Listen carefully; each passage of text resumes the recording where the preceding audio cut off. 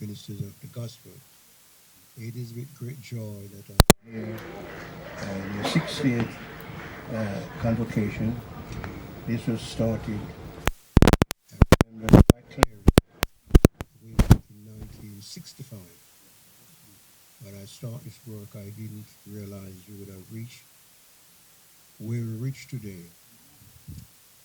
But God is unlimited. There's no limit to what He can do. I started off as an humble servant with a humble prayer meeting, and it grows and it grows and it grows. And today, I'm happy to say it's spread all over the world.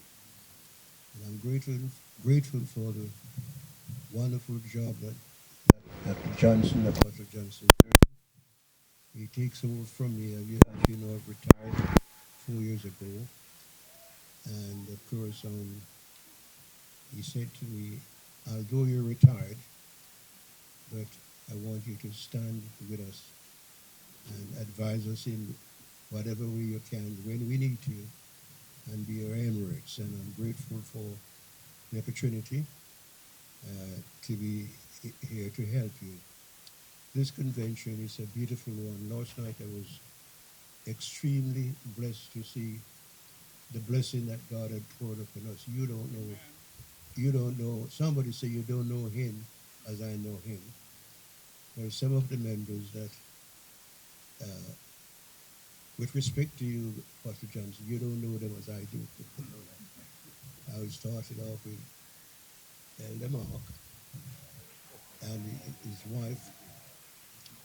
I remember when his wife was in school before she gone to university and graduated.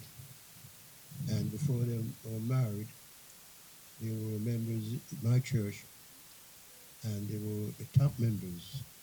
They served me as Christian, I to serve the pastor. And I want to say that when you see Bishop Mark, show some respect to him because he's come from far. I taught him everything I know. And when he became a minister, I was proud of him to listen to him teach the word of God.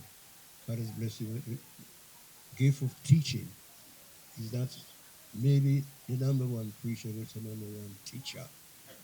And this work is consists of teachers and preachers. And if you notice, Jesus in his ministry, most of what he do is by teaching.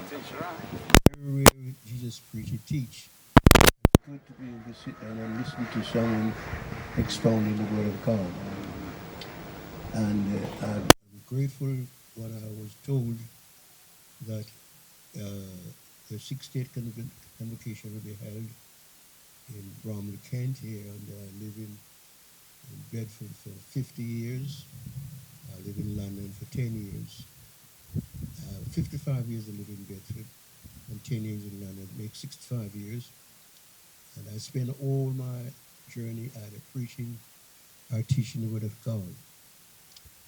God has taken me so far as to the Philippines, which is very far, near to Australia, preaching the Word of God there. And I'm happy to say that there are lots of church in the Philippines and would like the apostle to go there when he can, and they'll treat you like a king there. And God has taken me from there to South Africa, which you'll be doing there. They've got a lovely work in South Africa. Consecrate Pastor Nadu, George Nadu, and he's doing a wonderful job there. And I know that next November I'll be 91, 2 months time I'll be 91. So when I say I'm 91, I'm really 91. And God hasn't finished with me as yet. And therefore, whatever good that I can do, I will do, because God called me as a child. I didn't accept Him. When I was about 21, I gave myself to the Lord, and thank God I never looked back. For the preachers, I'd like to remind you that every preacher, you will be put down as